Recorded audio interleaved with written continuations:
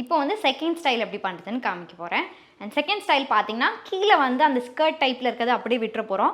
முந்தானி மட்டும் கொஞ்சம் டிஃப்ரெண்ட்டாக பண்ண போகிறோம். ஸோ இப்போ என்ன பண்ண போகிறோன்னா, இந்த பார்டர் இருக்குல்ல, அது பார்டர் மட்டும் தெரிகிற மாதிரி இப்படி நான் மடிக்க போகிறேன். இங்கேயும் பார்டர் மட்டும் தெரிகிற மாதிரி மடிக்க போகிறேன். ஸோ இந்த மாதிரி ரெண்டு பக்கமும் மடிச்சுட்டு உங்களுக்கு பார்த்தீங்கன்னா இதுதான் வந்து ஃப்ரண்ட்டில் தெரிகிற மாதிரி. பின்னாடி நம்மளுக்கு இந்த மாதிரி ப்ளீட் இருக்குல்ல, அதை வந்து யூஸ்வலி எப்படி ப்ளீட் பண்ணுவோமோ அந்த மாதிரி பண்ண போகிறோம். பின் பண்ணிட்டேன். ஸோ இப்போ என்ன பண்ண போகிறோன்னா, இது வந்து ஃபுல்லாகவே இந்த மாதிரி தான் பண்ண போகிறோம்.